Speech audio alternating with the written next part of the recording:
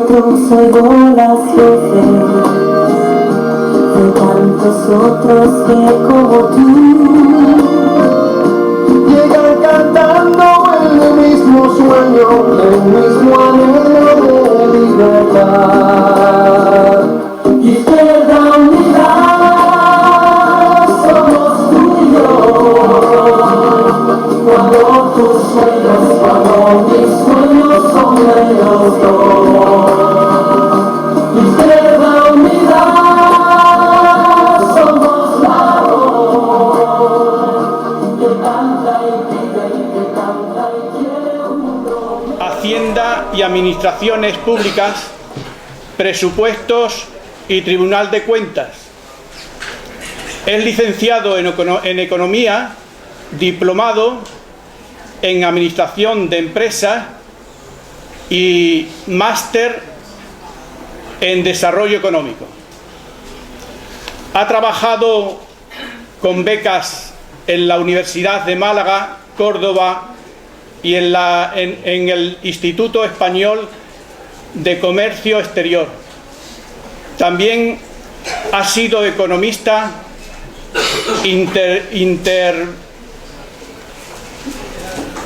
investigador en la Universidad de Pablo de Olavide.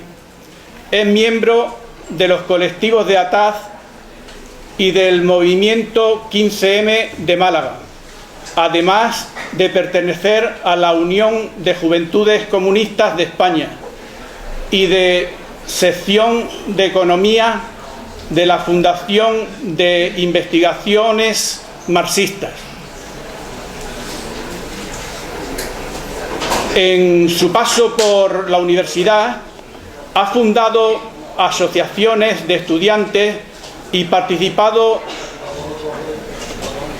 en publicaciones con Juan Torres López. Ha elaborado documentos sobre la crisis financiera y las hipotecas basura.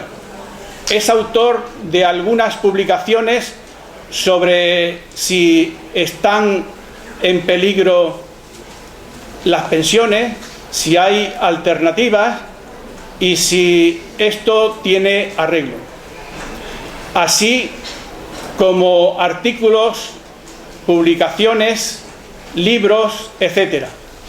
El currículum de Alberto es muy extenso.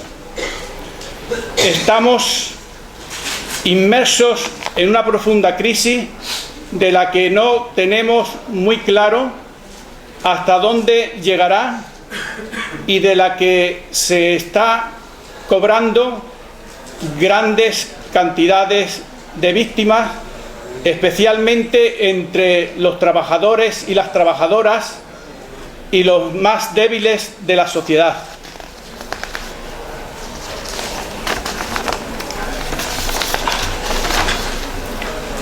Hoy se necesitan muchas personas como Alberto, buen profesional y persona honrada, que a través de su militancia nos ayuden a seguir construyendo una vida digna para todos los seres humanos y su posible salida de forma realista y sin engaños.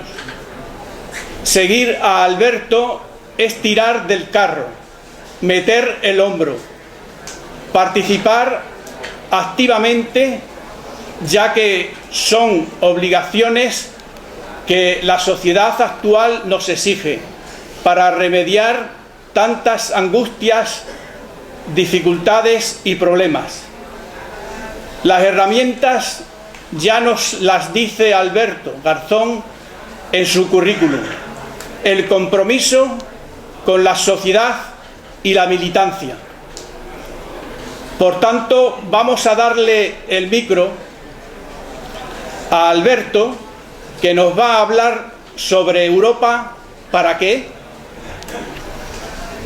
La construcción de la Unión Europea está respondiendo más a los intereses del capital que a las necesidades de las personas.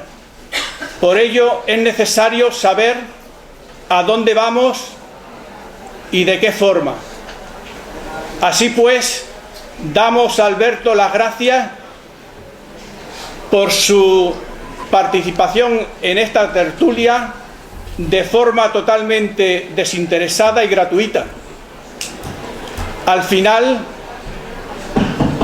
esperemos que nos sea posible un coloquio lo más ameno y respetuoso posible. Muchas gracias a todos y a todas. Un abrazo muy fuerte por parte del Ateneo de Jerez y te cedemos el micrófono.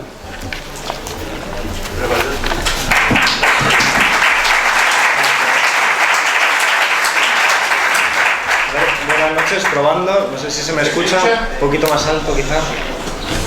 Probando. Más, dicen desde el fondo, ¿no? Me parece. Sí.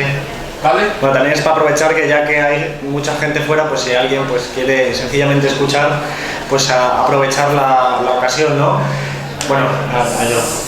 Bien. Bueno, buenas noches en primer lugar. Muchas gracias a todos y a todas por estar aquí, por supuesto. Muchísimas gracias al Ateneo por la invitación y sumarme a las disculpas. Por un motivo de agenda hemos tenido que cambiar el lugar de sitio, y finalmente pues estamos en un sitio pues menos cómodo realmente, como estamos comprobando, pero bueno, intentaremos que en cualquier caso pues pasemos un rato interesante. Yo quisiera que esta intervención fuera relativamente breve, que tuviera después lugar pues un coloquio, algunas preguntas que nos permitiera pues reflexionar colectivamente sobre algunos de los elementos que yo quiero poner en esa intervención inicial en primer lugar encima de la mesa. Sumarme también el agradecimiento pues al intérprete que hace su esfuerzo, además porque me consta que no hablo lento, especialmente lento yo, entonces sumarme y agradecérselo. Son muchas las cosas de las que podríamos hablar. Venimos hoy de unos datos que nos ha mostrado la Comisión Europea sobre las perspectivas de crecimiento económico, de crisis económica, que no son desde luego nada halagüeños, que indican que la crisis, como mínimo, desde sus propios postulados, se va a retrasar en la salida de la crisis por lo menos más de un año. Venimos de un debate del Estado de la Nación que algunos hemos querido reescribir como Estado de la corrupción, a pesar de lo poco que se ha hablado de la corrupción en el debate en su conjunto. De hecho, sabéis perfectamente que el presidente del gobierno no ha llegado a pronunciar en ningún momento la palabra Bárcenas y tampoco la palabra desahucios, siendo dos de los elementos que mejor simbolizan la frustración de la ciudadanía actualmente. Pero, sin embargo, pues el título de la conferencia hace referencia a la Unión Europea, a Europa. Y creo que es importante vincular varios elementos. El primero, que no estamos solo en una crisis económica cualquiera. No estamos solo en una crisis económica a pesar de que obviamente es una crisis económica. Es una crisis económica porque vemos los indicadores, cae el Producto Interior Bruto, sube la tasa de desempleo, nos encontramos con elementos que explican, que reflejan que el sistema económico capitalista está en crisis. Pero no solo es una cuestión económica, es también una cuestión política, de crisis del sistema político en su conjunto. Es una crisis ecológica que está subyaciendo a nuestro modo de producción y consumo. Es una crisis de valores, es una crisis ideológica, de un sistema ideológico que se ha caído. Y quizás empezando por esto último, suelo poner varios ejemplos que yo creo que son importantes o útiles para explicar lo que quiero decir. Yo vengo dando charlas de economía hace mucho tiempo, especialmente desde que comenzó la crisis allá por el 2007-2008. Y siempre al final intentamos que haya un coloquio. Y en ese coloquio, la primera pregunta que me hacían siempre al comienzo de la crisis era siempre la misma. Era la gente levantando la mano y me decía: Alberto, tú como economista, ¿cuándo crees que acabará la crisis? Era siempre la misma pregunta.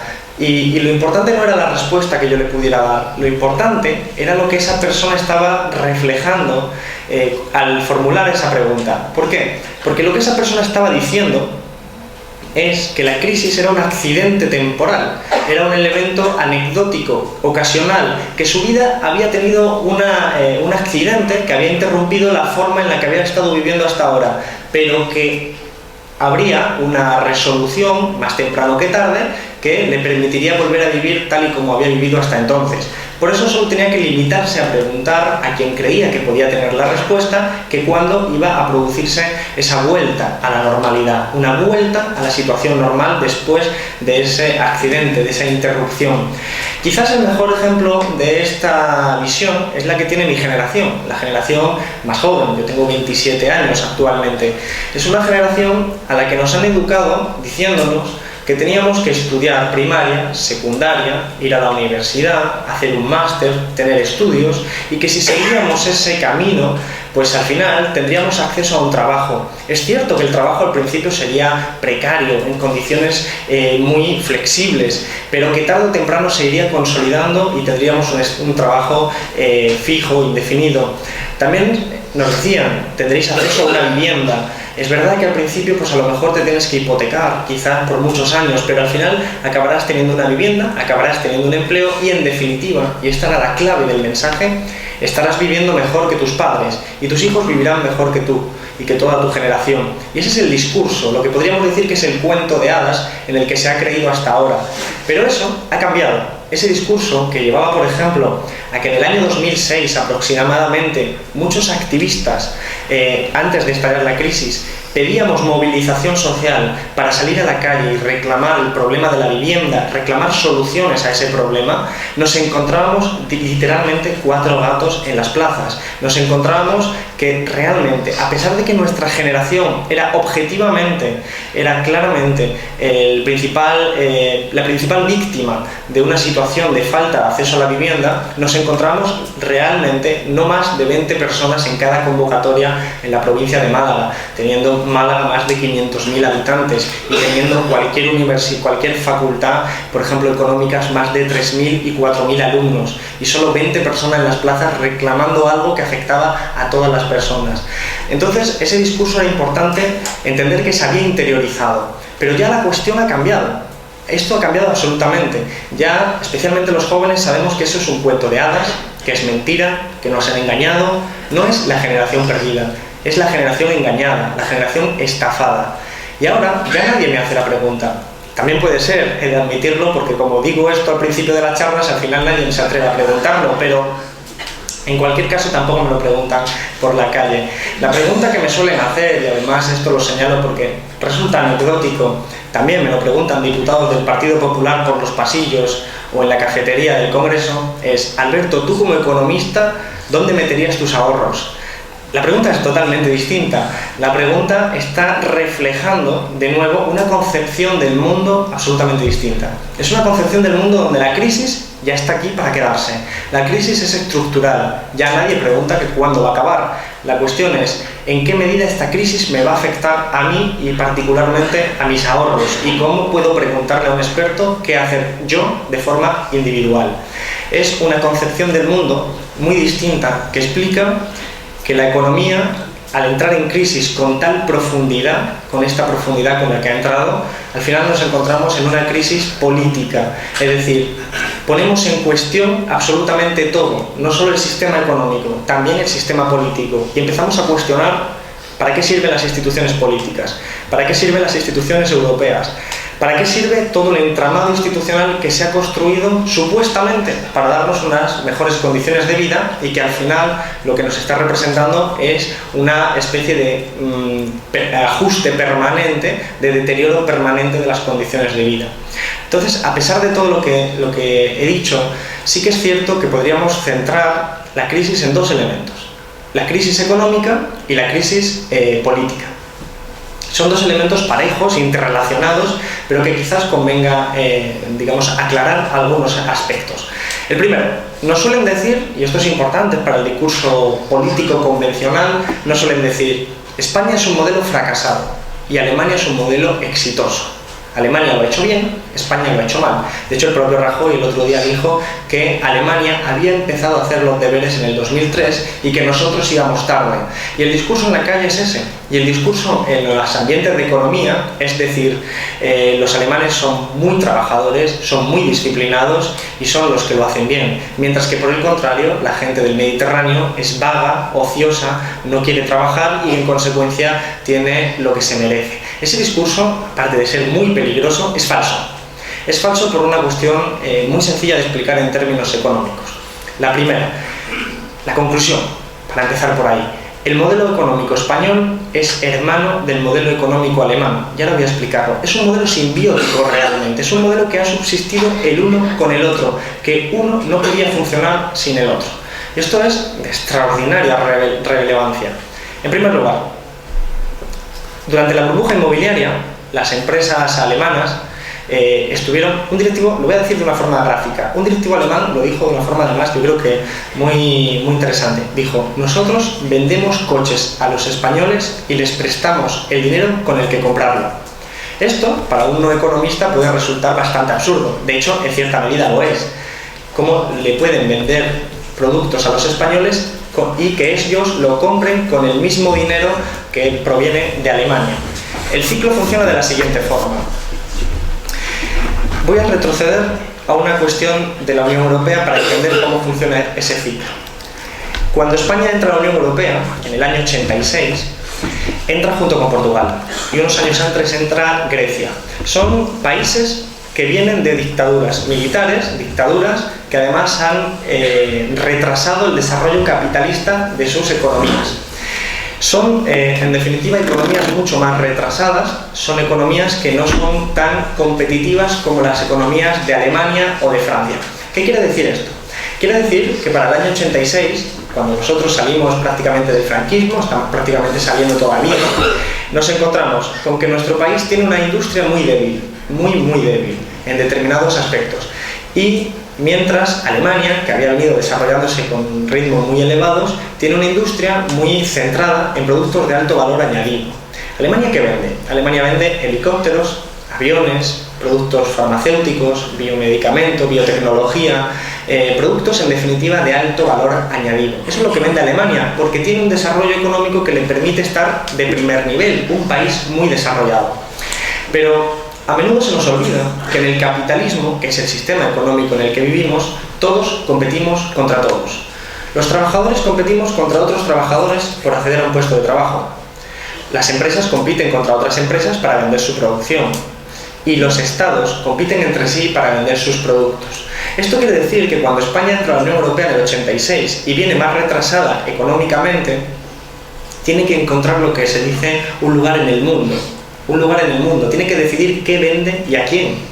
Y entonces, como está formándose la Unión Europea, pilotada siempre fundamentalmente por las dos grandes potencias económicas, Alemania y Francia, cuando esto llega a ocurrir, lo que dice Alemania es: ¿España a qué se va a dedicar? Por poner un ejemplo, pero también es extensible a Portugal o Grecia. ¿A qué se va a dedicar España? ¿Se va a dedicar, le vamos a dar dinero, en tanto que Unión Europea, para modernizar su industria y que venda coches que vende Alemania, que venda helicópteros que vende Alemania, que venda productos para competir contra Alemania? Evidentemente no. Todo esto está además justificado por la teoría económica que ellos aplican, que es la teoría económica que dice que cada país tiene que hacer y producir en lo que mejor se le dé. Y como a Alemania se le da mejor producir productos de alto valor añadido, a España le tiene que tocar otra cosa. Como no quieren que se compita, que se modernice nuestro país, nuestra economía, para producir ese tipo de productos de alto valor añadido, Alemania lo que dice es: España, a ver, ¿a qué te vas a dedicar? Mira un poco alrededor y dice: sol y playa, ¿eso es lo que tienes? Pues te vas a dedicar al turismo. Te vas a dedicar al turismo y te vas a desindustrializar.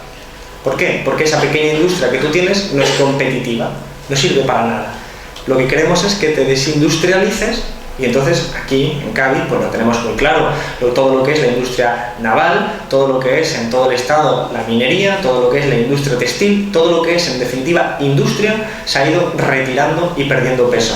Como compensación, la Unión Europea proporcionó fondos a nuestro país, a Grecia, a Portugal, para infraestructuras que iban a permitir, entre otras cosas, Algo tan curioso como que los productos del norte de Europa pudieran llegar a todas partes de la periferia del sur. Pero entonces se genera algo que además lo vamos a comprender sin necesidad de ser economistas. Con todo ese dinero que llega, con toda la estructura económica que permite que la gente se pueda endeudar, sobre todo las empresas, a unos niveles muy elevados, pensemos si nosotros fuéramos empresarios. Si fuéramos empresarios y tuviéramos ese mercado en ese momento, en los años 80 y largos, 90, 2000, y tuviéramos que invertir dinero para generar empleo, tendríamos alternativas. Por ejemplo, invertir en la industria textil, que tiene que competir contra China, y que jamás va a conseguir ganar. Evidentemente ahí perderíamos dinero. Podríamos invertir en la construcción o en modernizar, por ejemplo, la industria.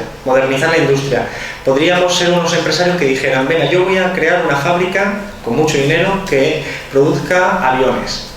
Evidentemente tienes que competir contra Alemania, y Alemania te va a vencer también, porque tiene la tecnología, tiene la cualificación, vas a perder. Pero sin embargo, con todo el dinero que llega de Europa, puedes invertir en la construcción y ganar un 30, un 40%. Te puedes poner a construir una carretera, te puedes poner a construir viviendas, te puedes poner a construir todo lo que esté vinculado al sector de la construcción. ¿Por qué digo esto? Porque el diseño de la Unión Europea ha generado incentivos para que nuestro país se dedique al turismo y a la construcción, fundamentalmente a esos dos elementos, descartando la alternativa de industrializarnos y modernizarnos como economía. Esto tiene una consecuencia, que es la que decía antes del ciclo. Los países como Alemania nos venden sus productos, por poner un ejemplo a España, pero insisto, es una simplificación y se puede hacer extensible a otros países. Nos venden sus productos. Las empresas alemanas tienen beneficios. Las empresas alemanas dejan sus beneficios en los bancos alemanes. Los bancos alemanes, como sabéis, los bancos mueven el dinero para hacer beneficios, para hacer dinero, para hacer ganancias. Se lo prestan. ¿A quién? A los bancos españoles. Bancos y cajas de ahorro. ¿Qué hacen estos bancos y cajas de ahorro con ese dinero? También lo mueven. ¿A quién se lo prestan en este caso? A las empresas que son rentables en España. ¿Y cuáles son las empresas que más rentables son en España? ¿O han sido? Las de la construcción. La empresa de la construcción, promotoras, inmobiliarias, pues se dedican a construir viviendas. Como hay una burbuja inmobiliaria, pues al final nos encontramos que construyen viviendas, se venden, siguen construyendo viviendas, se venden. En todo ese ciclo se va generando empleo, porque para construir viviendas necesitas albañiles, fontaneros, gente que te ponga el aire acondicionado, gente que te ponga el pladul, arquitectos, ingenieros. Necesitas también hacer pedidos a las fábricas de muebles, necesitas hacer pedidos a la fábrica de cementos, a la de cerámica. En definitiva, permites que haya crecimiento económico, permites que haya empleo y permites que, digamos, la economía vaya bien. Esto es el Aznar de España va bien. Permites que todo eso funcione sobre la base de que hay una burbuja. En el momento en que la burbuja estalla, el modelo rompe. Lo de la burbuja es importante y además yo creo que estamos todos familiarizados con ello, pero para quien no lo esté, cuento una anécdota del siglo XVI en los Países Bajos, en Holanda, donde hubo una burbuja muy particular. Una burbuja que se estudia mucho en economía porque es representativa de qué es realmente una burbuja. La burbuja de los tulipanes. La burbuja de los tulipanes hace referencia a que de repente en una época surgen y se comercian tulipanes muy bonitos, tulipanes preciosos, tulipanes amarillos de todos los colores, colores exóticos, y entonces la gente compra muchos tulipanes porque son muy bonitos. Como todo el mundo compraba tulipanes, los tulipanes suben de precio.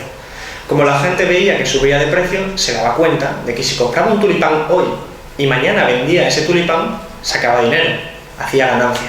Entonces todo el mundo empezó a pensar que se podía hacer eso. Y efectivamente funcionó. Y esto es como el juego de la patata caliente. Hasta que no deja de sonar la música, todo el mundo va ganando. Todo el mundo compraba un tulipán, vendía el tulipán al día siguiente, a los 2 días siguientes, y hacía ganancias extraordinarias. Hasta el punto, llegó en aquel caso, que la gente vendía su casa para comprar un tulipán, para vender el tulipán y comprar una casa más grande. Todo tiene sentido dentro de la lógica de ese ciclo, de esa burbuja. Pero hay un día en el que alguien decide que un tulipán no le apetece comprar un tulipán, por las razones que sea. Y entonces la gente empieza a asustarse y a decir, pues si este no me ha comprado el tulipán, yo voy a vender mis tulipanes porque no me quiero quedar con tulipanes. Y entonces el precio empezó a bajar y nos encontramos con situaciones tan esperpénticas como gente que se quedó con un tulipán y sin casa.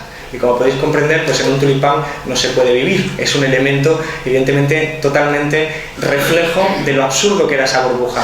Pues en la burbuja inmobiliaria ocurre exactamente lo mismo. Hay un momento en el que, por razones que sean, no tienen por qué ser solo económicas, pueden ser psicológicas, pueden ser elementos emocionales, pero se dejó de comprar viviendas. Se dejó de comprar viviendas y en ese momento las constructoras se dieron cuenta de que no les vendían las casas, no podían vender las casas. Entonces dejan de construir viviendas.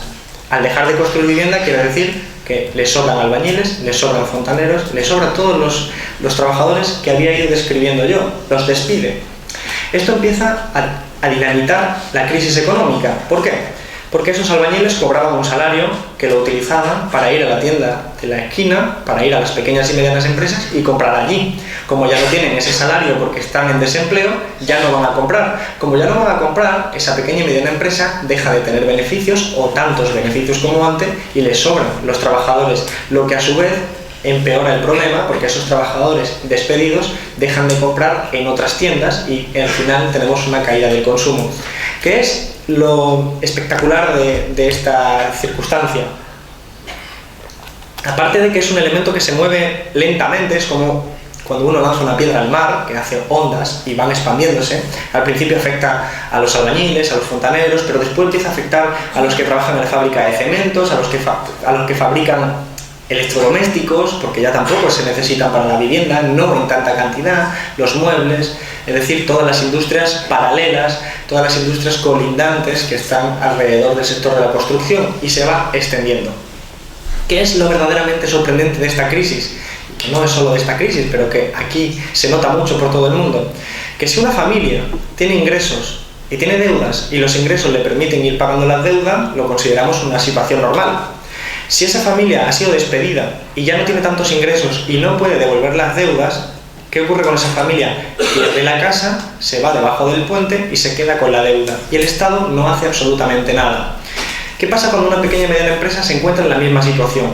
Deja de tener ingresos, tiene deudas, no puede pagar las deudas. ¿Qué ocurre? Quiebra. ¿Hace el Estado algo? No, absolutamente no hace nada.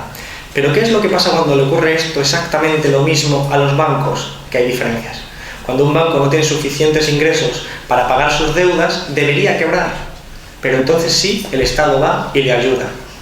Esto es curioso, porque hay que preguntarse, ¿y por qué lo hace? ¿Por qué salva el sistema financiero? Yo solo lo voy a centrar en un elemento. Hay una cosa en economía que dice, si tú debes 1.000 euros a un banco, tienes un problema. Pero si debes 1.000 millones de euros al banco, es el banco el que tiene el problema. Esto simboliza muy bien la situación actual. Si el sistema financiero español quiebra, significa que no puede devolver sus deudas a quien le prestó el dinero. Actualmente el 45% de las deudas del sistema financiero español las tienen los bancos alemanes y los bancos franceses, solo de esos dos países, el 45%. Quiere decir que si se deja quebrar al sistema financiero español, puede que también quiebre en efecto dominó el sistema financiero alemán y el sistema financiero francés. Por eso se rescatan a los bancos. Se le da dinero a los bancos españoles para que puedan seguir pagando las deudas a los bancos alemanes y a los bancos franceses. Por eso, esto que parece, a la gente que a lo mejor no ha pensado en ello dice, pues es verdad, tiene lógica. Es tan claro que el rescate bancario de 100.000 millones de euros no se debatió ni se votó desde luego en el Congreso de España. Se votó y se debatió en el Parlamento de Alemania. Y allí, nosotros no lo debatimos, nosotros no lo pudimos ni siquiera ver, se debatió sin embargo en Alemania. Y allí aquellos diputados que defendieron que había que darle dinero al sistema financiero español, lo que hicieron fue decirle a los contribuyentes alemanes, no os preocupéis, que todo este dinero no es para salvar a los bancos españoles, es para salvar a los bancos alemanes.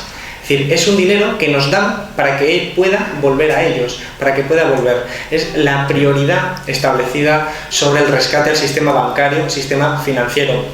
Y a través de los mecanismos de la Unión Europea se obliga a cambiar la Constitución. Claro que con la complacencia de aquellos que lo quisieron hacer.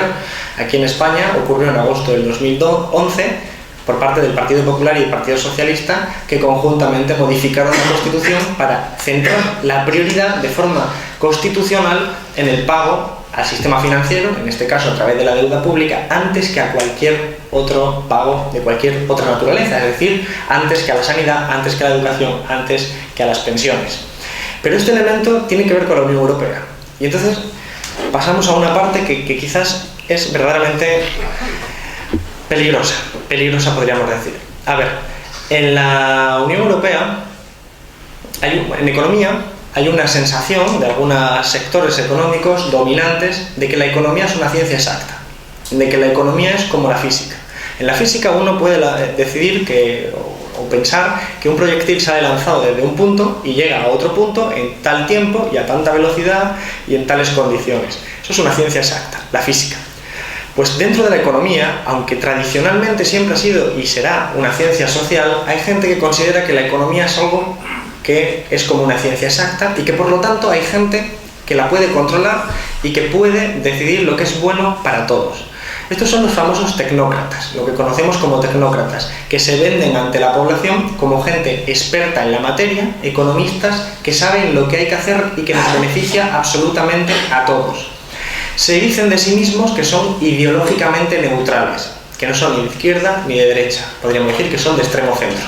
Son gente que sabe qué hay que hacer para beneficio de todos. De esa forma podemos dividir a la población en dos partes, en la gente que sabe y en todos los demás. Todos los demás somos nosotros, somos gente que tenemos impulsos, que tenemos deseos irracionales, que nos gusta redistribuir la renta, la riqueza, acabar con la desigualdad, que son cosas que no son buenas, porque los tecnócratas han decidido qué es lo bueno y qué es lo malo, y eso es lo malo. Y entonces, esto, que es muy viejo, no es nuevo, ni tiene que ver solo con la crisis, esto un autor ultraliberal, Hayek, decía que había que controlar esos impulsos, que había que dejar la economía a los que saben, a los técnicos, y que por esa forma la mejor manera de hacerlo era crear instituciones supranacionales que la gente no pudiera controlar, que la gente no pudiera tocar. De forma que se fue construyendo, al abrigo de esa filosofía, una Unión Europea absolutamente antidemocrática. En el sentido de Platón. O sea, Platón, Aristóteles, denunciaban la democracia. Decían que la democracia era peligrosa, porque la democracia, entendida como la expansión de la capacidad de que la gente pudiera decidir, permitía que gente que no sabía pudiera votar. Y para ellos lo importante era que solo pudiera votar la gente que sabía. Por eso la democracia era peligrosa para ellos. Heredando esa raíz, se decide que la economía tiene que ser algo que solo controlen los economistas. Y además, normalmente la economía se disfraza de una ciencia oscura que la gente reacciona negativamente cuando lo ve. Alguien enciende la televisión y ve a un tipo o a una mujer que está detrás en muchas pantallas con muchos números que oscilan muy rápidamente y que el tío está hablando en un lenguaje imposible de entender, que si la prima de riesgo, que si los hedge funds, que si el mercado bancario, que si sube, que si baja. La gente normal desconecta y dice, bueno, que se encarguen los economistas. Error. Que no se encarguen los economistas, y lo dice un economista. De hecho, había un economista, Joan Robinson, que lo que decía era: hay que estudiar economía para evitar ser engañados por los economistas. Perfecto, eso es. Hay que estudiar economía para evitar ser engañados por los economistas. Y en esta construcción de la Unión Europea se llega al máximo elemento, que es el Banco Central Europeo. El Banco Central Europeo es una entidad pública, es nuestra, la pagamos nosotros, imprime dinero público, gestiona dinero público, pero gestionada de forma independiente por tecnócratas. Es decir, gente supuestamente ideológicamente neutral, gente supuestamente tecnócrata que mira por el bien de todos. Gente como Mario Draghi, que procede de Goldman Sachs, una banca de inversión altamente especulativa, que ayudó a hacer trampas a las cuentas de Grecia antes de entrar en la Unión Europea. Un tipo muy normal, lo normal que hacemos todos. Pues él es el supuesto tecnócrata. Hay que fijarse en que esto no es solo derivado de la crisis, esto es un proceso muy anterior. Y cuando la gente dice, vamos a debatir del euro, cuidado, el problema quizás no esté en el euro, sino en el propio diseño de la Unión Europea. Por ejemplo, recordaréis la Constitución Europea, fracasada, pero no tan fracasada en España. En España se hizo un referéndum sobre la Constitución Europea, y mira qué raro ver un referéndum en este país. Se hizo un referéndum sobre la Constitución Europea. PP y PSOE votaban que sí, salió un 70 y mucho % a favor del sí. Algunos partidos minoritarios, como Izquierda Unida, pedíamos el no, hicimos campaña por el no, pero cualquiera que encendía la televisión veía a un jugador de fútbol, que ya me explicaréis por qué, a un jugador de fútbol diciendo que había que votar que sí a la Unión Europea, ¿no? A la Constitución Europea. Y salió que sí en España, pero en otros países no salió que sí. En Francia, por ejemplo, donde también los dos principales países votaban a favor del sí, los dos principales partidos votaban a favor del sí, el referéndum salió que no. El referéndum salió que no. ¿Y qué ocurrió? Que esa élite que gestionaba y empujaba la construcción de la Unión Europea pensó lo siguiente, pensó, ay, los franceses se han equivocado. Así que vamos a aprobarla por los parlamentos. Y la aprobaron por los parlamentos. Ignoraron el referéndum, ignoraron lo que decía la ciudadanía. ¿Por qué? Porque no era lo que era lo bueno. El referéndum servía siempre que se votara bien. Si se votaba mal, el referéndum no servía para nada. Y se aprobó por los parlamentos. Y estamos hablando del 2005. ¿Pero qué ocurrió? Que llegó Irlanda. Y se tenía que aprobar sí o sí por referéndum. Irlanda dijo que no. ¿Y qué ocurrió? Que repitieron el referéndum. Esa es la democracia de la Unión Europea. Cuando la Constitución Europea fracasa, ¿qué ocurre? Que cogen y dicen, esa misma élite dice, bueno, ha fracasado, hacemos un copia y pega y lo llamamos Tratado de Lisboa. Y ahí lo tenemos, el Tratado de Lisboa, aplicado a todos nosotros. Es decir, hablamos de un proceso de constitución de la Unión Europea, de construcción de la Unión Europea, diseñado desde arriba. Claramente, con un sentido ideológico. Porque la economía siempre es ideológica. Aquí que nadie nos engañe. A mí hay muchas veces que viene un profesor de economía, algunos compañeros, cuando estábamos dando clase, y me dicen, Alberto, tú eres muy ideológico. Le digo, y tú también, lo que pasa es que no lo reconoces. Porque todos son ideológicos. La ideología es un conjunto de ideas coherentes que da respuesta a una pregunta muy concreta. ¿Qué modelo de sociedad queremos? Y cada uno de nosotros aquí presente tiene un modelo de sociedad pensado que le gustaría que se aplicase. Y entonces cualquier política laboral, política financiera, política fiscal, cualquier política económica camina hacia un modelo de sociedad. La cuestión es preguntarse hacia cuál y por qué y en qué condiciones. Y desde luego no todas las políticas nos afectan a todos por igual, sino que afectan de forma muy diferente a los diferentes sectores que componen una sociedad. De modo que cuando el Banco Central Europeo decide por Constitución que solo se va a preocupar de la inflación y que el empleo le da absolutamente igual, está claramente diseñando un modelo de sociedad, está empujando hacia un modelo de sociedad. Cuando el Banco Central Europeo tarda 4 años desde el inicio de la crisis en decir haré todo lo que sea necesario hacer para salvar al euro, 4 años, durante esos 4 años, hasta que llegó esa famosa frase, se permitió el ataque especulativo contra las deudas públicas de los países. Se permitió el enriquecimiento de una minoría, el enriquecimiento de los bancos, de las grandes fortunas, de las grandes empresas, a costa de mayores y mayores recortes sobre lo público, sobre la educación, sobre la sanidad. Y en esas seguimos, porque no ha hecho nada el Banco Central Europeo más allá de 4 medidas de alivio. Es importante porque se ha generado un ciclo perverso en el Banco Central Europeo que ha permitido que si una entidad financiera, por ejemplo, hace más de un año, no recuerdo exactamente el mes, creo que noviembre del 2011, el Banco Central Europeo dio un billón de euros a todo el sistema financiero, a tipos de interés ridículos, a plazo de 3 años, en condiciones absolutamente ventajosas, con garantías absolutamente ridículas, algo impensable. Y mientras se permite que los estados tengan que pedir prestado a esos mismos bancos al 5, al 6, al 7% y nada de condiciones ventajosas, con condiciones de cárgate tu educación, cárgate tu sanidad, aplica una reforma laboral. Es decir, vivimos un proceso de ajuste diseñado desde instituciones supranacionales. Por eso es la arquitectura europea la que está empujando hacia un modelo de sociedad, la que dice, tú preocúpate de salvar los bancos, que como estás dedicando el dinero a salvar los bancos, no vas a poder pagar la sanidad, no vas a poder pagar la educación. Y es un proceso lento, no es un proceso inmediato.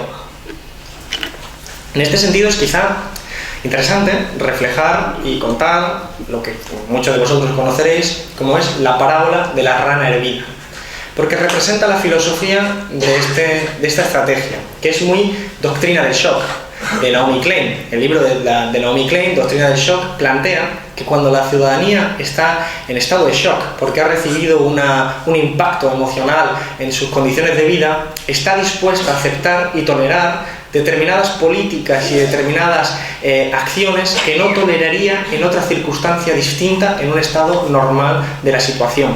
Y la parábola de la rana hervida va por esa línea.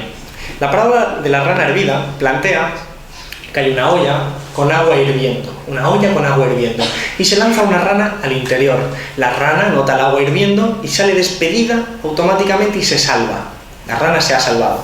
Alternativamente tenemos una olla con agua a temperatura normal en la que se mete a la rana en el agua templadita.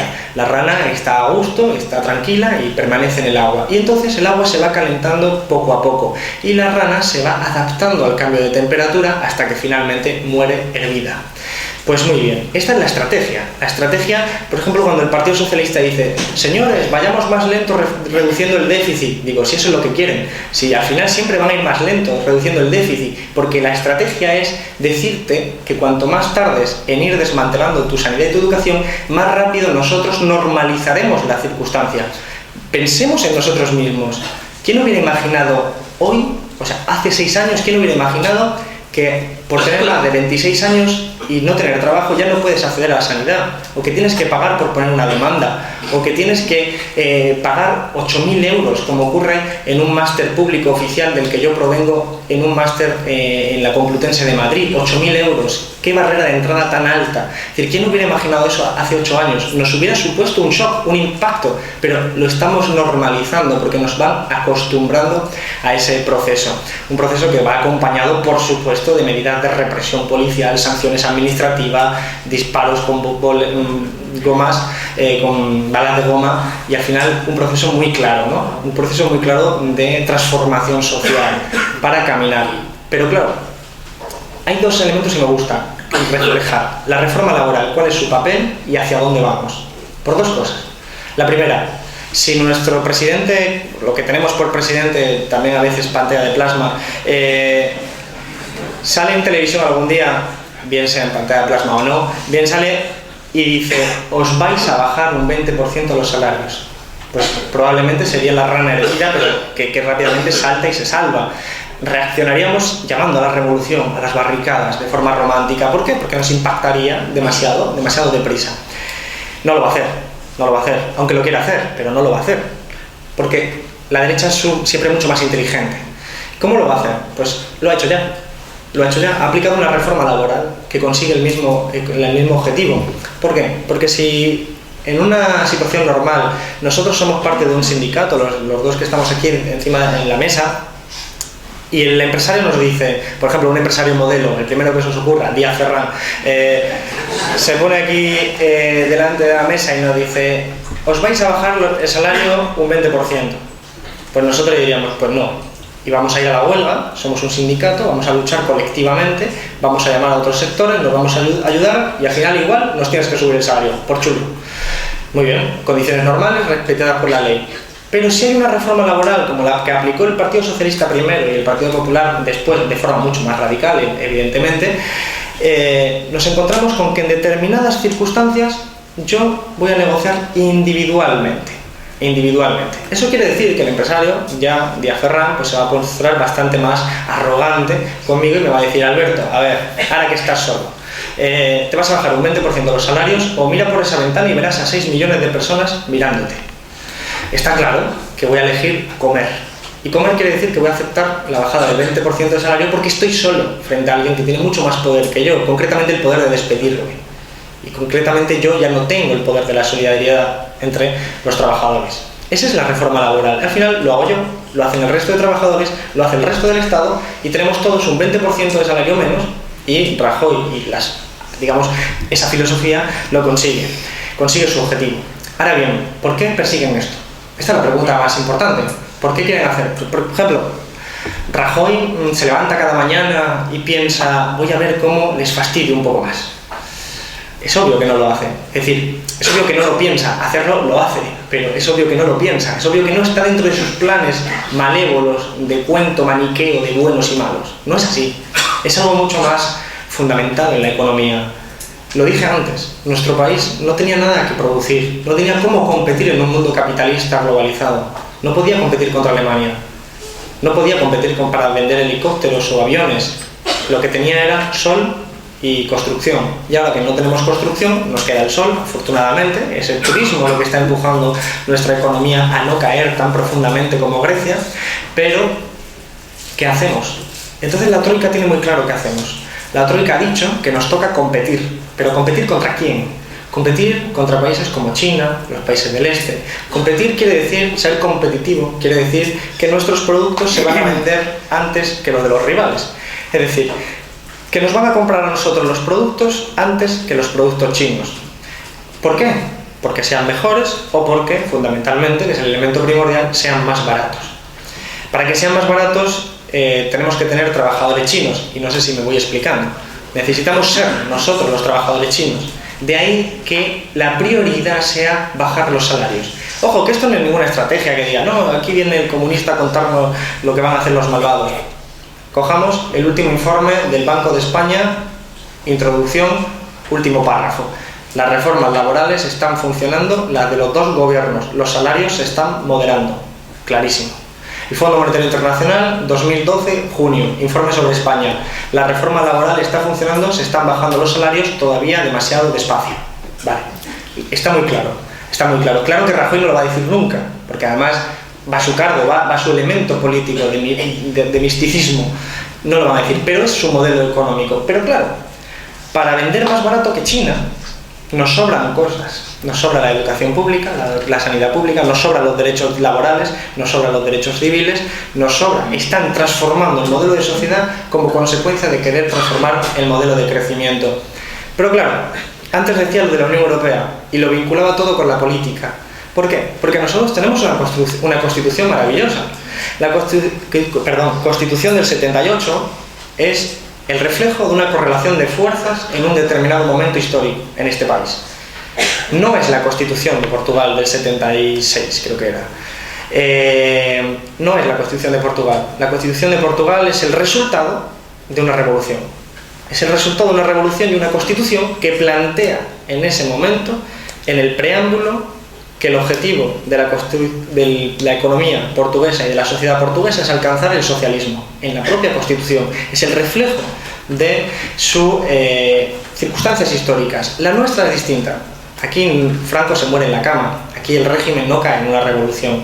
Aquí hay un empuje de los trabajadores que choca contra el intento de conservar gran parte del elemento sociológico del franquismo. Y entonces surge una constitución híbrida, con elementos de un lado, con elementos de otro lado. La legalización de las huelgas, los derechos laborales, artículos preciosos como el 128, que dice que toda la riqueza nacional debe estar subordinada al interés general. Maravilloso. Se aplica en absoluto. O sea, está muy bien para ponerla de póster, pero no sirve, no funciona. Aquí solo se aplican algunas partes de la Constitución. Por eso cuando el otro día decía Rajoy, queremos aplicar la Constitución, y nosotros le preguntamos, ¿qué parte? Porque aquí hay partes que se aplican y partes que no se aplican. Lo importante es por qué no se aplican. ¿Por qué? Pues porque nuestra Constitución ha ido desapareciendo su poder. El poder de la Constitución se ha ido extrayendo hacia otros sitios, se ha ido deconstituyendo. Hemos iniciado un proceso deconstituyente en el que la capacidad y el poder de nuestra Constitución se han ido derivando a las instituciones supranacionales. Hoy podríamos, en virtud del artículo 128, podríamos decidir que es imposible mantener una provincia con un 40% de paro, con el hambre, la miseria, la desigualdad que existe, con una tasa de paro de juvenil del 70%, y que es necesario subordinar la riqueza nacional al interés de la ciudadanía y nacionalizar las grandes empresas, repartir el trabajo y trabajar todos. Podríamos hacerlo de acuerdo a esa Constitución, pero no lo podríamos hacer de acuerdo a las instituciones europeas que se han ido poniendo por encima y que le han ido detrayendo toda la capacidad real de decisión. Por eso, desde las alternativas, surge, por ejemplo, la propuesta que defendemos nosotros de Izquierda Unida, que es la de proceso constituyente. Es decir, ese proceso de constituyente, que es quitar el poder de la Constitución y llevarla a espacios que no se pueden alcanzar, que no se pueden tocar por la ciudadanía, y que quiere decir ni más ni menos que no existe democracia, porque democracia Se puede definir de muchas formas, pero desde luego una forma original es recurrir a entender que democracia significa que la toma de decisiones reside, igual que la soberanía, en el pueblo, en el demos. Hoy no es el pueblo, no somos nosotros los que deciden qué pasa con la educación, la sanidad o las pensiones. Pensemos en Portugal hace un año. El gobierno de Portugal decide aprobar unos recortes brutales, la ciudadanía de Portugal sale a la calle, protesta y convence al gobierno de que retire, porque además los jueces habían dicho que era inconstitucional, consiguen que se retiren los recortes.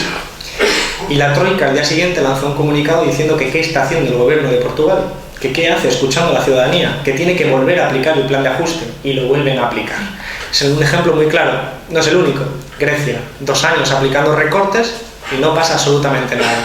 Sugiere el presidente del PASOK la posibilidad, ojo, sugiere la posibilidad, la precisión absoluta, sugiere la posibilidad de hacer un referéndum y de repente los llamados mercados, grandes fortunas, grandes empresas, se echan encima. ¿Cómo vas a permitir un referéndum? ¿Cómo puede ser posible esto?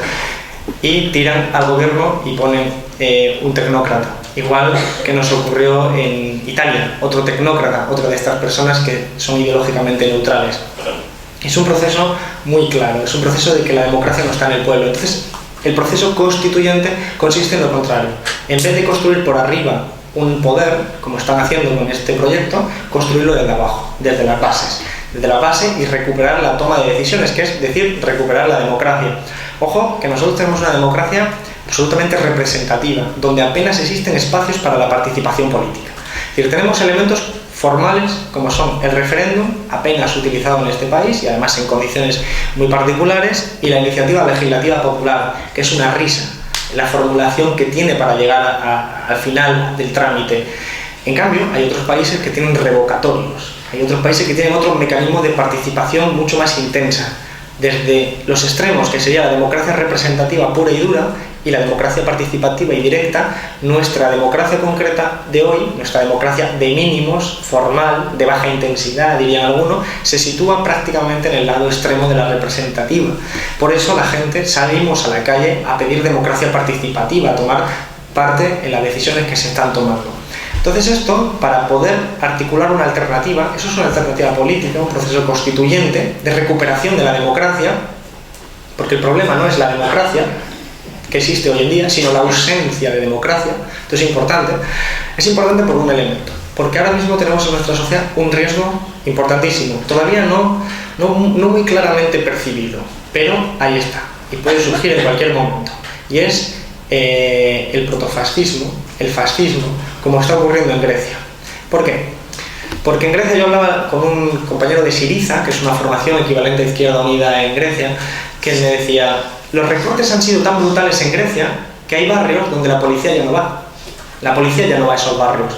Y entonces es una brigada paramilitar la que protege, una paramilitar, fascista, que se organizan en brigadas civiles, armadas, que se organizan para proteger los barrios de cualquier asaltante que en otras circunstancias puede asaltar la tienda, y como no hay policía se va tranquilamente. Entonces los vecinos se empiezan a sentir protegidos por esas brigadas a cambio del voto. Y son estas personas las que están repartiendo la comida, son esta organización neonazi, además se definen como neonazi, que tiene ya una estimación de voto del 12% en Grecia y que llega a manifestaciones multitudinarias. Es una posible derivación del movimiento político y de la frustración de la ciudadanía. El gobierno intenta transformar la frustración que existe hoy en día en resignación. Es decir, intenta decirnos: si sales a la calle te voy a golpear o te voy a poner una multa, así que mejor te quedas en tu casa. Yo, por ejemplo, estoy denunciado junto con Cayo Lara y Centella ante el Tribunal Superior porque dijimos que la policía tiene infiltrados. Que no lo sabe nadie, ya sabéis que soy compañero coño y eso no existió. Claro, está claro que la policía no estaba buscando meternos realmente en un apuro, sabe que eso no tiene trayectoria jurídica, no tiene recorrido jurídico. Lo que está diciendo es un mensaje. Le está diciendo a la ciudadanía: ¿habéis visto cómo nos hemos metido con 3 diputados? Pues procura tú a meterte con nosotros, a ver lo que te hacemos a ti. Es el mensaje. Es infundir miedo. Intenta cambiar esa frustración en resignación. ¿Qué podría hacer la izquierda o qué debería hacer, a mi juicio? Transformar la frustración en organización, en esperanza, en motivación. Claro, ¿es fácil? No. Primero, Alternativas técnicas tenemos, es decir, no es un problema técnico al que enfrentamos. La Reserva Federal, que es el equivalente al Banco Central Europeo, está prestando dinero a su país, a Estados Unidos, para acabar con el desempleo. Tienen una tasa mínima histórica de desempleo en ese país. Japón está haciendo exactamente lo mismo. Nuestro Banco Central no lo hace porque no quiere. Porque no puede constitucionalmente, pero porque no quiere cambiar esa configuración del estatuto. Tenemos una reforma fiscal que se puede aplicar, tenemos una organización europea que puede cambiarse y reformularse absolutamente, pero es que no se quiere hacer. No es una cuestión de que si se puede o no se puede. Se trata de que no se quiere hacer, porque no existe una correlación de fuerzas suficientes. Cuando empezó la crisis, la derecha se asustó y pensó, ya verán que van a venir la izquierda y nos va a cambiar este mundo. Y fue la propia derecha la que dijo, no sé si recordáis a Sarkozy diciendo aquello de hay que refundar el capitalismo, o a Strauss-Kahn, que era presidente del Banco Central del Fondo Monetario Internacional, que dijo hay que prender fuego a los paraísos fiscales. Estas personas que empezaban a articular un lenguaje claramente de izquierdas están asustados. Cuando se dieron cuenta de que la izquierda no tenía suficiente fuerza para enfrentarse a ellos, relajaron sus pretensiones y entonces se dieron cuenta de que podían seguir apretando la tuerca. Y eso es lo que ocurre hoy en día. No nos olvidemos de que sigue existiendo, por supuesto, la lucha de clases y que al final las cuestiones se determinan en torno a la capacidad de negociación de intereses antagónicos. Las conquistas que hoy tenemos, la sanidad pública, la educación pública, no se obtuvieron en la cama ni en la casa, se obtuvieron luchando. Marcelino Camacho decía algo muy interesante, decía, el derecho a huelga se consiguió haciendo huelgas. La frase refleja lo que es la lucha social. Y lo hicieron, muchos historiadores, el mejor libro es el de Josep Fontana, que acaba de sacar hace poco, el que refleja que no se hubiera podido construir el llamado estado del bienestar si no fuera porque las élites dirigentes tenían miedo de la revolución. Porque estaba el mundo, en la Guerra Fría, nos encontrábamos con muchos soldados comunistas en el interior de cada país. Y si no se les cedía determinados espacios de poder compartido, de sanidad pública, educación pública y determinadas pretensiones, evidentemente podían hacer la revolución. Era una especie de cesión para poder seguir manteniendo el poder. Es decir, nos hicieron una cesión, no es que nos dieran el poder, nos hicieron una cesión. Y entonces, ahora mismo, nos encontramos con que no hay una correlación de fuerza suficiente y que nos están machacando porque pueden machacarnos. De ahí que Izquierda Unida, por ejemplo, pues haya promovido un eslogan como es el miedo tiene que cambiar de bando. El miedo tiene que cambiar de bando es la expresión de esa lucha de clases, la expresión de que son ellos, sus privilegios, los que están en peligro como no cambien la situación y es un elemento de confrontación. Es así de sencillo, porque si no van a seguir en ese movimiento de cambio. Dos elementos antes de terminar. El primero, no nos confundamos con una cuestión. El gobierno y el poder no son lo mismo. No son lo mismo. Estar en el gobierno y estar en el poder son dos cosas distintas. Por ejemplo, Zapatero cuando llegó al principio de la crisis y se dio cuenta de que el dinero no llegaba a las pequeñas y medianas empresas, decidió que él, pensando que era el que mandaba, decidió que lo iba a solucionar.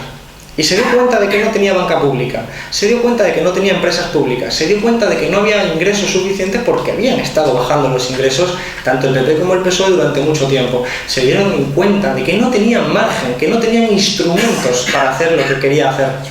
Y entonces, ¿qué es lo que le quedaba? O la revolución, que no quería hacer, o llamar a la puerta del señor Botín y pedirle por favor que prestara dinero, que es lo que hizo, y que no funcionó. Es el elemento que dice quién es el gobierno y quién es el poder. El poder está en otro lado, es privado, está alejado, son esos llamados mercados, son los que controlan los recursos, son las entidades, las grandes empresas, las grandes fortunas, eso es el poder y lo otro es el gobierno. Por lo tanto, si no se tiene claro esto, podemos caer en el error de creer que solo ascendiendo al gobierno lo hemos solucionado todo, en absoluto. Es un elemento que hay que hacer, pero no es el único.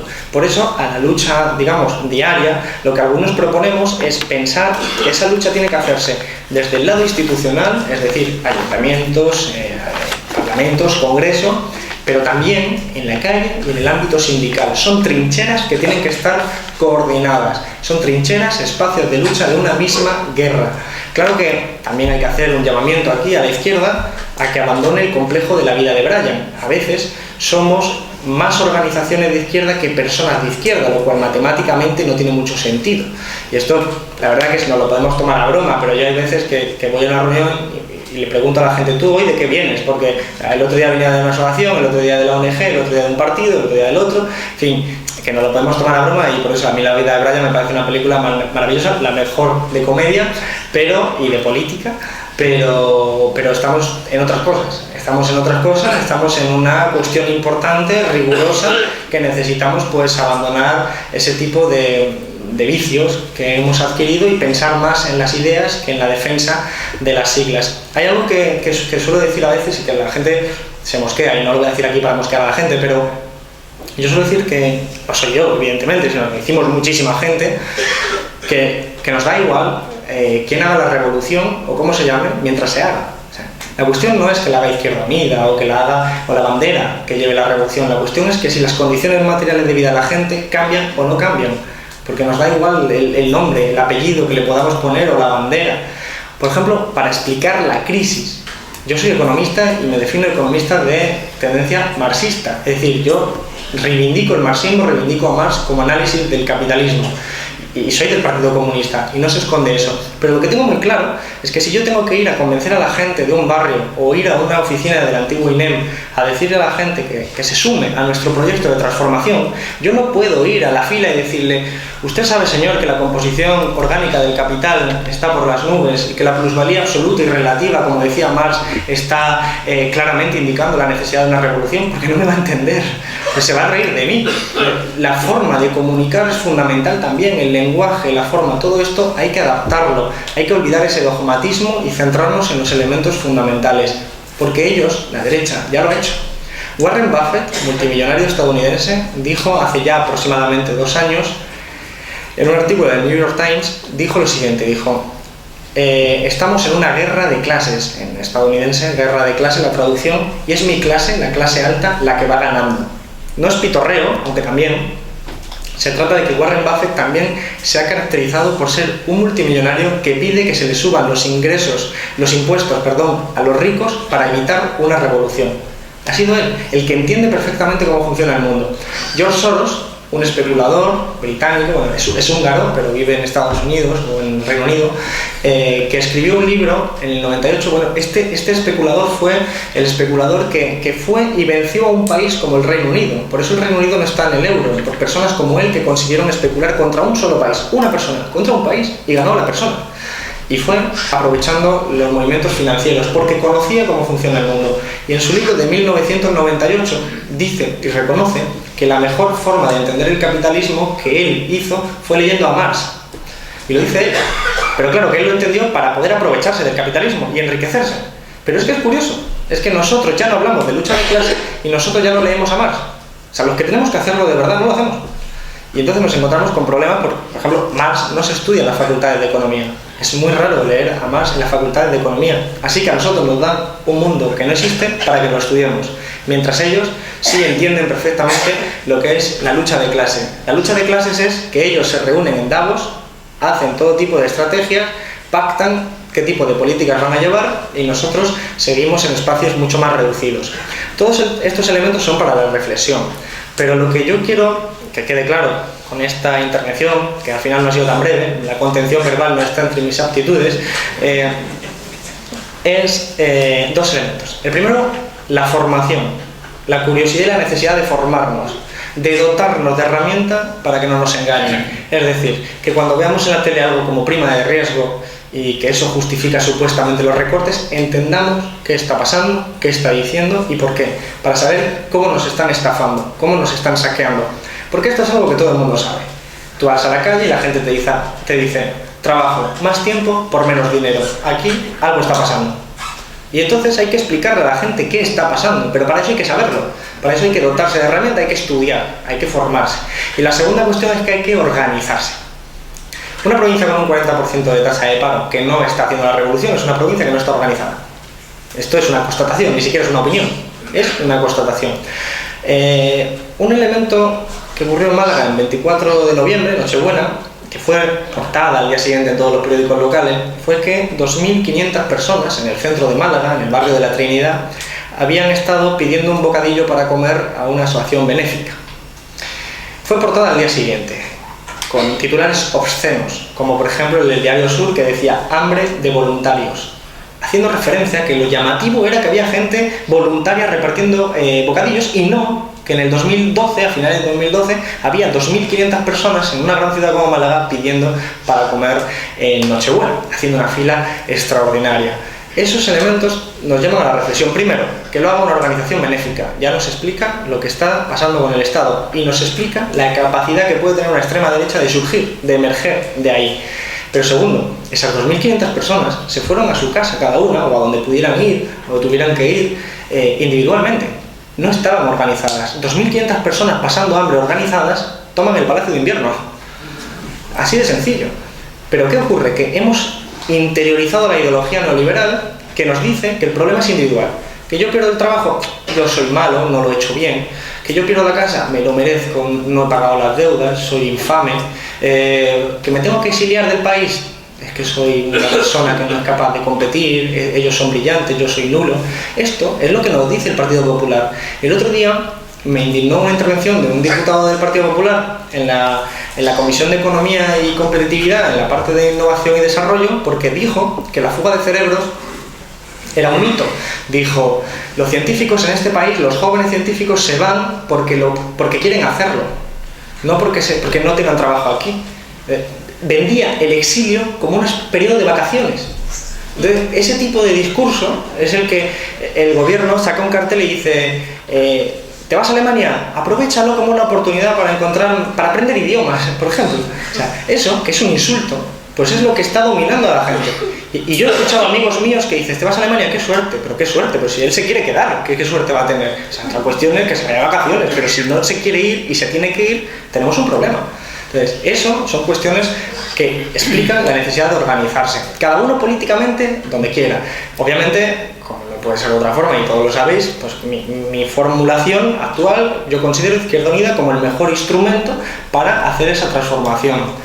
Pero es obviamente legítimo cualquier otro tipo de participación política, porque la política no es solo los partidos políticos, los movimientos sociales, asociaciones de vecinos, este tipo de debates, de reflexiones colectivas, el Ateneo, ATAC, organizaciones en general, es política también, y eso es lo que hay que reclamar, claro que intentando, como decía antes, evitar lo de la vida de Brian.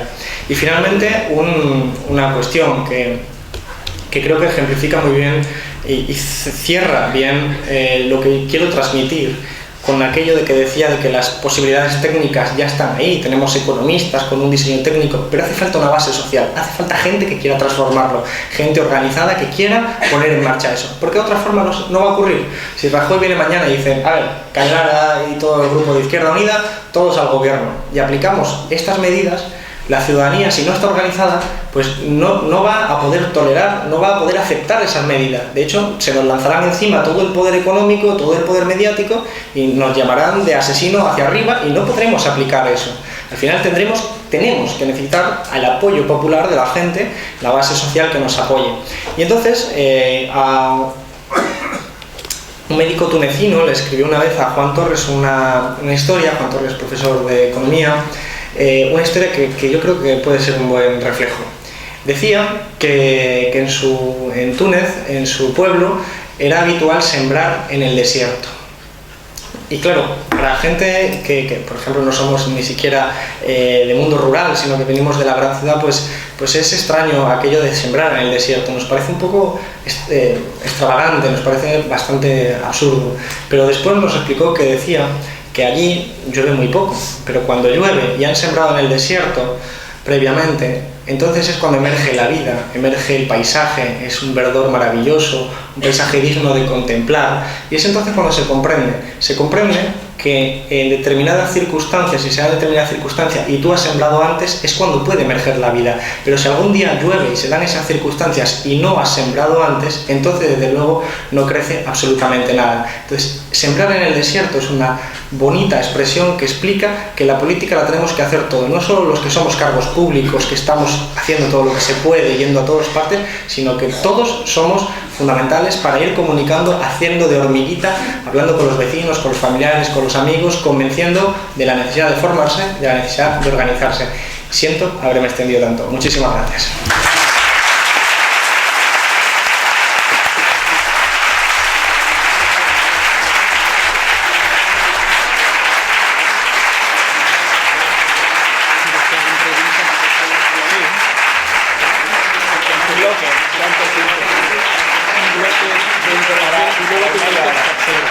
Tres intervenciones, tu consejo. 4 o 5 preguntas y yo contesto.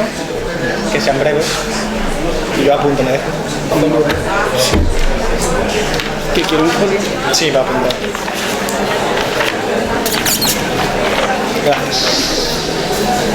¿Tú necesitas algo? Pues, si os parece, hacemos un bloque de preguntas en torno... Tengo aproximadamente hasta las 9:30, todavía queda media hora. 5 preguntas breves o reflexiones muy breves y vamos dando espacio. ¿Ahí en medio? Gracias.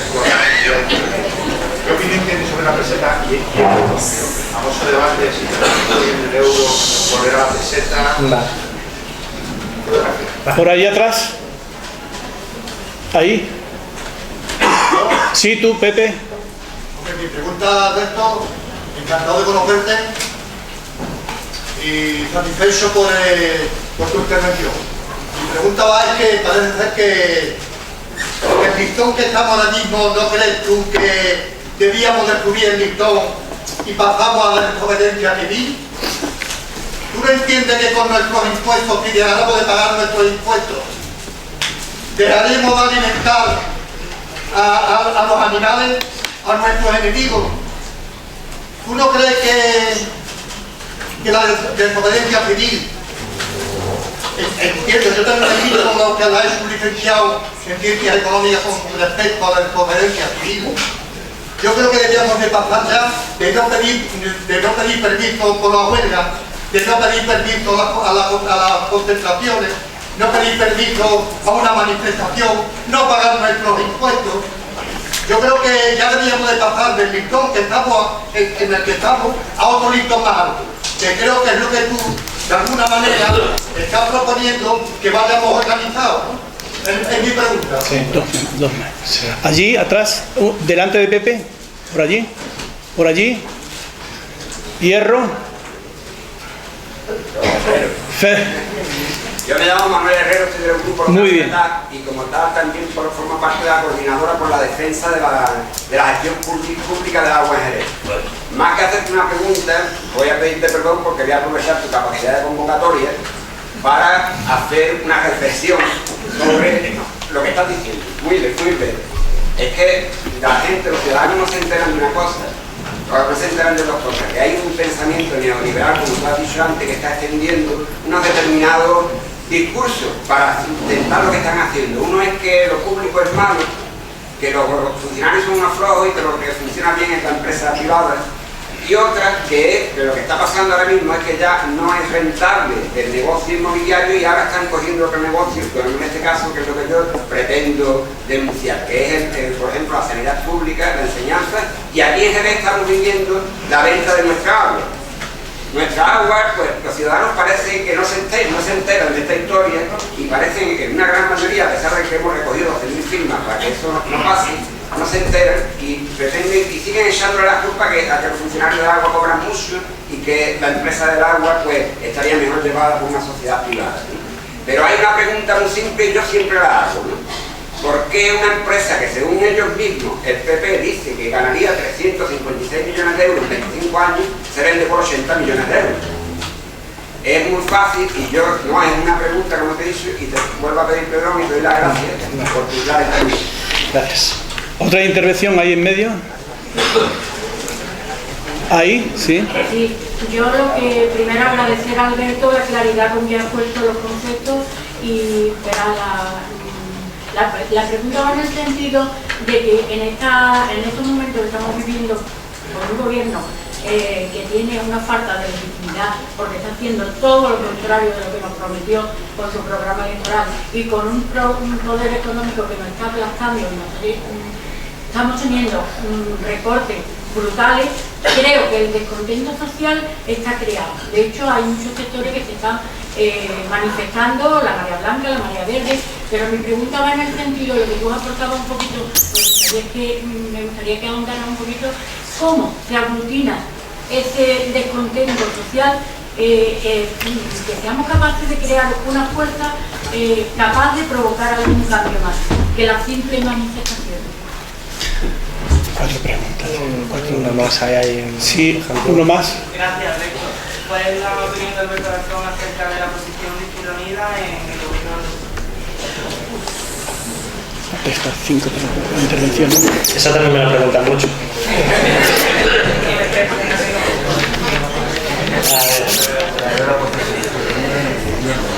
Vamos a ver, la desobediencia civil creo que sí es necesaria, pero además que nadie se asuste, la desobediencia civil no solo está teorizada y se hace desde mucho tiempo, con ejemplos como el de Rosa Parks, la discriminación no solo sexual sino también étnica, por ejemplo pues el proceso en Estados Unidos por el cual se consiguió la igualdad entre blancos y negros. Todo eso proviene de la desobediencia civil. Es un término profundamente legítimo. La insumisión que se hizo para el proceso de la mili, ¿no? También es un ejemplo de desobediencia civil. También es un ejemplo de desobediencia civil cuando el 15M toma una plaza y la policía lo quiere echar y vuelven otra vez a pesar de las sanciones, a pesar de todas estas críticas y sanciones y represión. Sí, hay que ir a la desobediencia civil. Si las leyes son injustas, evidentemente la desobediencia civil es una obligación moral y política, porque las leyes también son el reflejo de un determinado estadio de la evolución social. Es un reflejo de un momento histórico, como decía antes, de correlación de fuerzas. Y la sociedad va cambiando, de modo que lo que las leyes fueron a lo mejor posibles o viables en un determinado momento, dejan y empiezan a ser anacrónicas a partir de ese momento. ¿A qué me refiero, por ejemplo? Pues me refiero a que hoy en día negociar, de hecho, el Partido Popular, ¿qué está haciendo? El Partido Popular está legalizando el fraude. Está haciendo que lo que antes era ilegal ahora sea legal. Está cambiando la ley. O sea, la amnistía fiscal es eso. La amnistía fiscal es que lo que antes estaba penado hasta con cárcel ahora es legal y se aplaude. Así de sencillo. Es legalizar un fraude, poner una estrellita a los delincuentes fiscales, por cierto, entre ellos al repartidor de sobres, Bárcenas. Todos esos elementos son importantes. Una huelga. La derecha odia las huelgas porque es el mismo proceso, es un proceso. El ideal de una derecha desde el punto de vista económico, de un liberal puro y duro, es que los contratos se negocien de uno en uno, para que así tenga menos fuerza el trabajador, para que así las condiciones sean absolutamente favorables al empresario. Y una huelga refleja solidaridad entre trabajadores. Por eso intentan criminalizar todo proceso de huelga, como la de ahora de Iberia. Intentan poner enfrente a los trabajadores y a los usuarios o clientes del servicio, como es el caso de Iberia o como es el caso de Metro. Yo vivo en Madrid también, aparte de en Málaga, alterno, y encontramos pues la huelga de Metro que me pilló a mí en Madrid. Fue criminal, la avalancha y la propaganda de la derecha que utilizó aquello para criminalizar una lucha sindical, que en el caso de Metro de Madrid hay una afiliación sindical altísima y muy combativa, y que consiguieron echar atrás un recorte del 5 del 10% y lo consiguieron dejar en un 1, que a algunos le puede parecer una derrota, pero es claramente una victoria en los tiempos en los que estamos.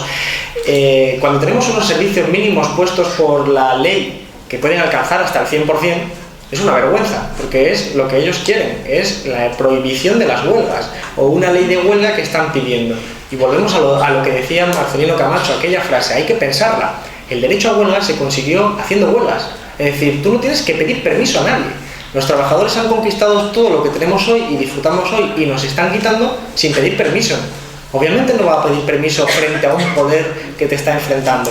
Claro que la desobediencia civil tiene que estar bien planificada y organizada, porque en desobediencia civil entra todo tipo de elementos. Hay que tener muy presente que tienen que tener un objetivo. La desobediencia civil no es un acto gratuito, es un acto costoso.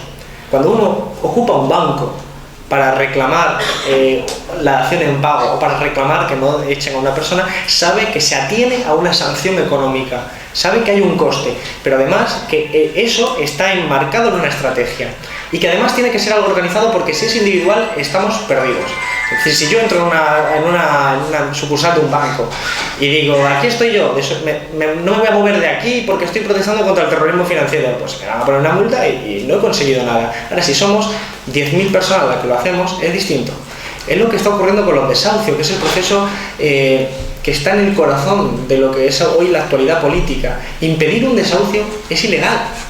Es decir, todos los que nos ponemos delante de los desahucios, nos hemos puesto alguna vez delante de un desahucio para impedir que le quiten a una persona su casa, por las razones además que sea. No es un problema de vivienda, o sea, no es un problema de falta de vivienda. En nuestro país hay 500 desahucios de media al día, que incluyen muchas modalidades de desahucio, pero que son 500 la cifra oficial de media al día. Y tenemos, según algunas estimaciones del censo, hasta 6 millones de casas vacías. No es un problema de acceso a la vivienda, es un problema de a quién le hacemos la pérdida contable en términos económicos. Y cuando nos ponemos delante de una ejecución hipotecaria, de un desahucio, la policía pues tiene todo el derecho, desde el punto de vista de las leyes, a quitarnos de allí, a ponernos unas sanciones, a ponernos una multa. Claro que si somos 2 lo va a hacer con facilidad, si somos 10.000 va a tener problemas.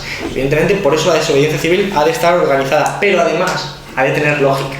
Desobediencia civil en los impuestos es una locura. Es una verdadera locura, porque los impuestos son lo que permiten que exista la sanidad pública, la educación pública, las prestaciones sociales. Los principales interesados en que no se paguen impuestos son los que no lo hacen, la derecha y los ricos. Es decir, Bárcenas es el principal interesado en que los pobres tampoco paguen impuestos, porque así serán como él, que no paga impuestos. Una persona que entiende, como es la realidad, que los impuestos son un mecanismo de transferencias de renta de los ricos hacia los pobres.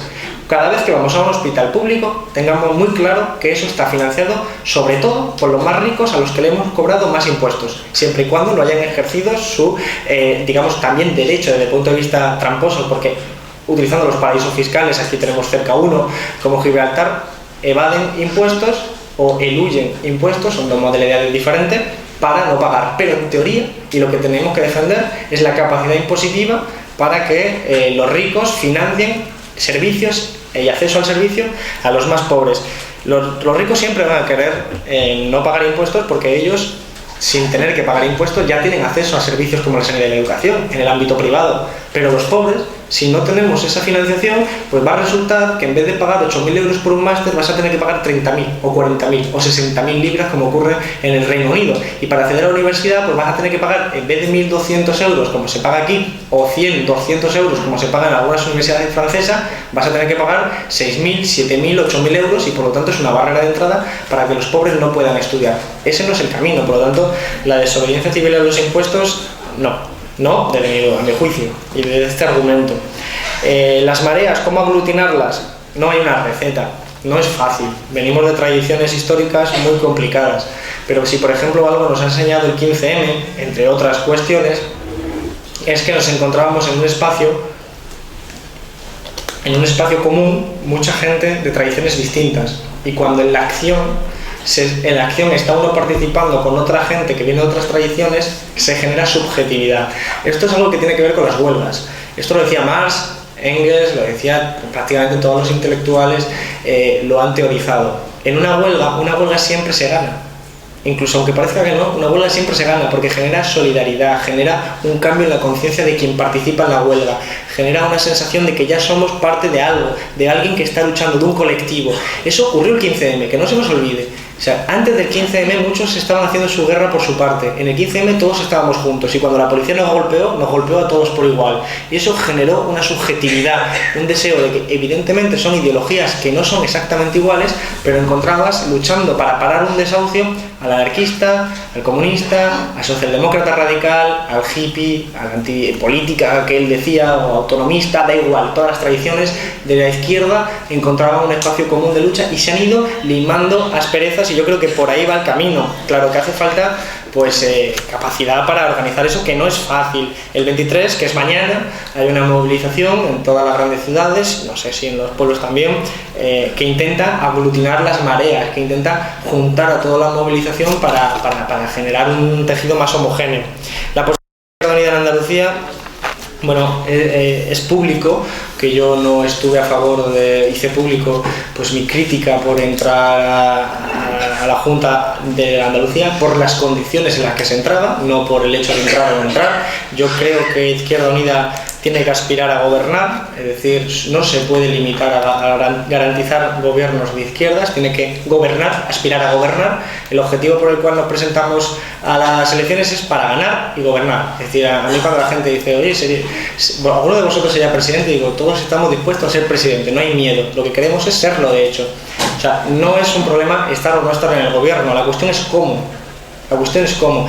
Y yo, como economista, había dicho claramente de que las condiciones en las que se iba a entrar son condiciones que no beneficiaban en absoluto a un proceso de transformación, porque el gobierno no es el poder, y el poder te iba a imponer determinadas políticas que ibas a tener que tragar, que son los recortes en sanidad y educación, que se pueden mitigar, es verdad, lo que quiere decir que no llegas al precipicio mañana, sino pasado mañana. No es un gran alivio, pero es un alivio. Son elementos que explican que la lucha institucional tiene que ir unida a la lucha política. ¿Hay elementos de alivio, elementos positivos? Por supuesto que hay muchos elementos positivos. Me consta que la Consejería de Fomento, que es la que más conozco yo, está haciendo un trabajo extraordinario en la lucha contra los desahucios, dentro de sus competencias. Aquí hay que entender que la mayor parte de la gente, digamos, no politizada, no sabe distinguir competencias. Tenemos una falta de cultura política muy importante en nuestra sociedad.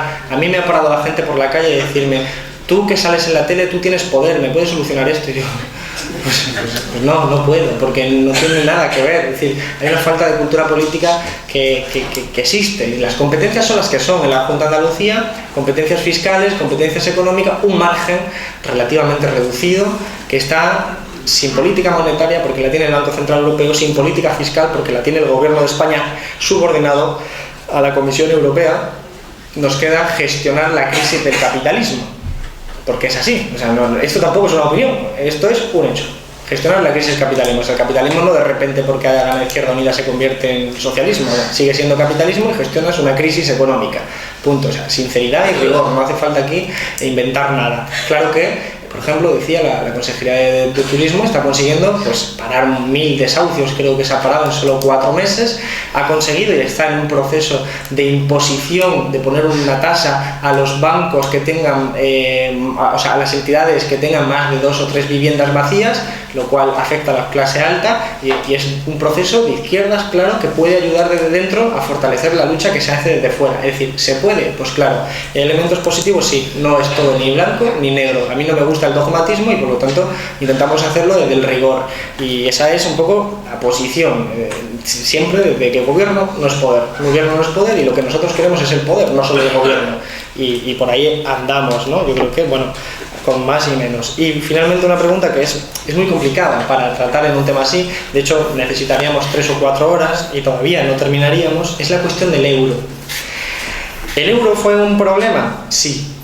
El euro fue un problema, es decir, fue un error entrar en el euro, porque era parte del diseño europeo para homogeneizar los mercados europeos en torno a una política neoliberal que tuviera una moneda común y un espacio financiero común, pero no un espacio ni político ni fiscal. Es decir, no tenemos una hacienda pública fiscal común, no tenemos una fiscalidad común. ¿Qué significa esto? Significa que los diferentes estados compiten entre sí para traer dinero, para traer capital. Al final, eso lleva a que se bajen los impuestos en todos los países. No solo porque quieran, sino porque se ven forzados para poder atraer. Esto es lo que explica que en Irlanda es donde estén registrados Ryanair, Facebook, Google y todo este tipo de empresas que están allí porque pagan menos impuestos. Es decir, la arquitectura de la Unión Europea forzaba a competir a los diferentes espacios y territorios fiscales entre sí. O sea, la propia Unión Europea obligaba a deteriorar el estado del bienestar en su propia configuración. Y el euro ayudaba, es un elemento que se ha convertido en una camisa de fuerzas. ¿Por qué? Antes decía que España es un país con un diseño económico de bajo valor añadido. Nosotros nos dedicamos al turismo y a la construcción, fundamentalmente. Y los productos, los bienes que exportamos son productos de bajo valor añadido. Son productos de agricultura, son productos agrícolas, son productos que no tienen un valor añadido muy alto. Y somos un país que importa mucho, mucho más de lo que exporta. O Somos un país que importa muchos productos tecnológicos, productos de alto valor añadido, coches de alta gama. Somos un país que exporta productos de bajo valor añadido e importa muchos de alto valor añadido. Eso nos genera un desequilibrio que se llama desequilibrio en la cuenta corriente. Desequilibrio que es un déficit comercial, el famoso déficit comercial. Cuando no teníamos el euro, esto se corregía con una devaluación monetaria. Yo no llegué a ser consciente de ninguna, prácticamente, pero existían las devaluaciones monetarias. Era bajar el valor de nuestra moneda para que nuestras exportaciones fueran más baratas y se vendiesen mucho más, pero también para que lo que importábamos fuera más caro e importáramos mucho menos. Eso ayudaba a corregir la brecha. Con el euro eso desaparece, porque ya el euro lo gestiona el Banco Central Europeo. Y el Banco Central Europeo gestiona el euro para todos, no solo para España, sino también para Alemania. Y a lo mejor devaluar el euro le conviene a España, pero no a Alemania, por lo tanto no lo hace. Entonces se ha ido generando un déficit enorme que ha hecho que España durante mucho tiempo haya importado cada vez más y más y más y exportado cada vez menos. O por lo menos han crecido los dos, pero sobre todo las importaciones. Eso ha llevado a que al final ha estallado, como está estallando actualmente. ¿Salir del euro nos ayudaría? Esa es la pregunta. A ver, salir del euro conseguiría tener una neopeseta, ¿no? Por ejemplo, una neopeseta. Tendremos un caos social claramente, porque es un impacto económico. Por ejemplo, para que lo entendamos, un solo ejemplo, nosotros tenemos deudas ahora.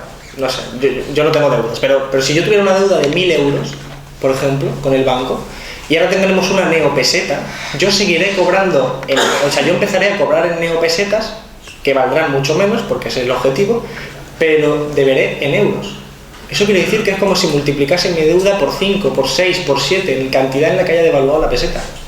Eso hace imposible que yo pueda pagar. Y entonces tendremos corralito y tendremos determinadas circunstancias, como en Argentina. En Argentina, cuando salieron de la convertibilidad, que es parecido en términos económicos a la salida y a la ruptura del euro. Eso pueden ser 1, 2 años, 3 años, 4 años de dolor intenso, pero te puede permitir salir adelante a los años posteriores, si se dan las circunstancias. Argentina se dieron. Argentina, después de 2 años, empezó a crecer al 9% y fue, como un tiro. ¿Pero qué ocurrió? Que Argentina exportaba soja, la soja se vendía muy cara en el resto del mundo, por lo tanto ingresaba mucho dinero.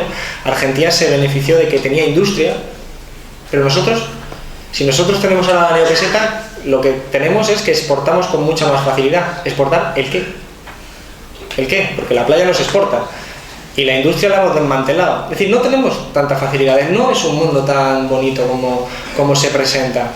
Claro que si la situación es de extraordinaria emergencia y no hemos conseguido doblegar a la Troika ni al Banco Central Europeo, puede que antes de dejar, y de hecho es necesario que antes de dejar que nuestra sociedad implosione, tengamos que salir del euro por dignidad humana, Ahora bien, es más sencillo negociar desde dentro y amenazar desde dentro. Correlación de fuerza y lucha de clase desde dentro. Eso es lo que hace Syriza, es lo que dice Syriza. Syriza dice, a ver, si yo saco la bandera y digo, salgamos del euro, vale, salimos del euro, conseguimos salir del euro y pasamos 3 años de penuria. La gente que no entiende de economía ni de política, de lo que quieres comer, nos va a señalar a decir, oye, que tú fuiste, que me dijiste que viniéramos aquí y aquí paso más hambre que antes. Tú eres el problema. Y puedes abrir la puerta al fascismo de una forma extraordinariamente rápida. Entonces, ¿qué dice Syriza? Dice, pues señores, más fácil, seguimos en el euro y presionamos hasta el final. Y si salimos del euro, que sea porque nos echan. Que sea porque nos echan y nosotros desde dentro le vamos a decir que somos una bomba. Y que o nos dan dinero para poder tener a nuestra gente con empleo, si no reestructura la Unión Europea, nosotros estallamos. Esto es importante porque desde dentro se puede negociar así. Y Grecia es chiquitito, pero España es grande. España es grande, España es un elemento que si explota, implosiona la Unión Europea. Y además, el elemento que antes decía de lo de los bancos, de si debes 1.000 euros o 1.000 millones, lo mismo. Si Rajoy fuera comunista, cuestión que no lo es, salvo para salvar a la banca, que en ese caso se transforma, tendría la capacidad de hacer lo que hizo América Latina en los años 90, 2000, el proceso de transformación de América Latina, que lo hizo Ecuador, lo hizo Argentina, es el impago de la deuda pública. El impago de la deuda pública como dispositivo añadido a un pack de medidas. Porque decía antes que la economía española está muy endeudada, por cierto, que esto económicamente está vinculado a lo que decía antes. Cuando nosotros somos un país que importa más de lo que exporta, tiene que pagarlo.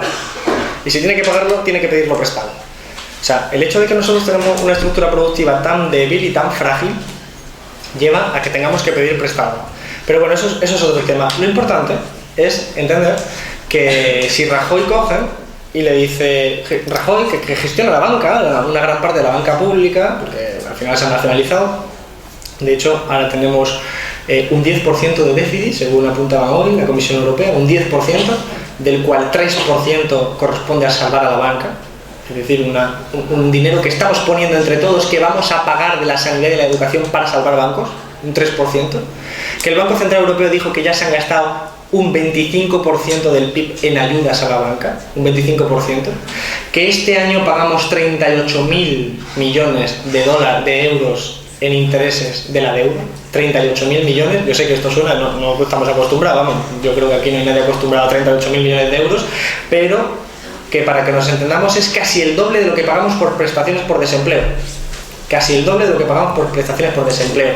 ¿Qué podría hacer Rajoy? Rajoy podría decirle a la gente lo mismo que hizo Argentina y Ecuador. Es decir, yo debo tanto dinero. ¿A quién? Hago una auditoría y digo, te debo a ti, a ti, a ti y a ti. Y estos son los contratos. Muy bien, te debo a ti, fondo de pensiones de familia española, te debo a ti, fondo de pensiones de familia extranjera, te debo a ti, que eres un banco, te debo a ti, que eres un organismo internacional. Muy bien, todos a la mesa.